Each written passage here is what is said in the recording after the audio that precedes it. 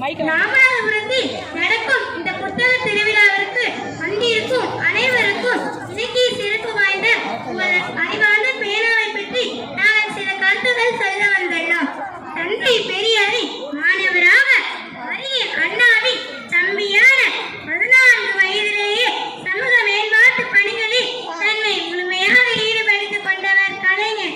5 முறை தமிழக முதல்வர், போட்டியிட்ட எந்த தேர்தலிலும் தோல்வியே காணாத என்று அவருக்கான தனித்துவங்கள் ஒவ்வொன்றும் பிரமிப்பின் பிம்பங்கள். ஒளியே ஒரு எழுத்திற்கான விழி, அந்த விழியை எழுத்தாளி கொண்டு திறந்து வைத்து விடியல் பரப்பிய சீர்திருத்தவாதிகளில் முதன்மையானவர் அவர். தாய் தமிழை தனது பேனாவில் வாழ்த்து பகுத்தறிவு சிந்தனைகளை பாரெல்லாம் விரித்தவர் கலைஞர் அவர்கள்.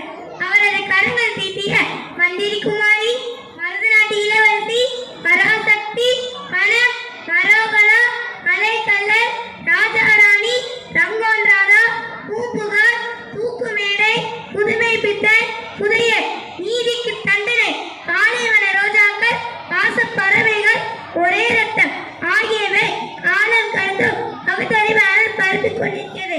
இப்படி எழுத்தால் எழுச்சூட்டி ஒப்பற்ற தலைவருக்கு பெரினாவில் பேனா நினைவு சின்னம் அமைத்துள்ளது தமிழ்நாடு அரசு.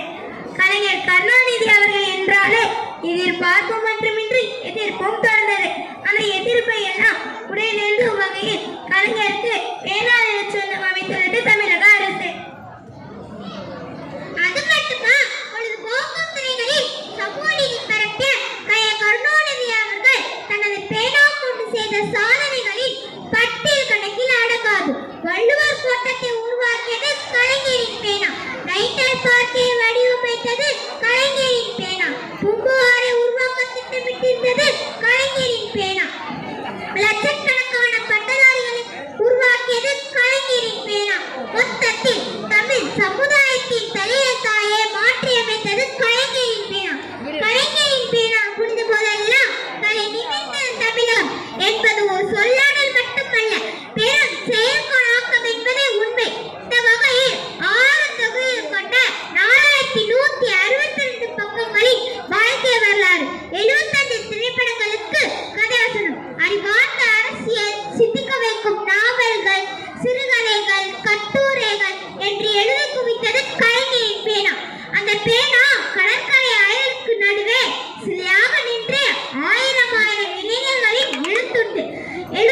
அந்த எழுத்தானது தொடர்ந்து சமூக நீதிக்கும் சமத்துவத்திற்கும் உரமூட்டும், சாதி மத பாகுபாடுகளுக்கும் எரிப்பூட்டும் என்பது தமிழர்களின் நம்பிக்கை. நன்றி, வணக்கம். நன்றி.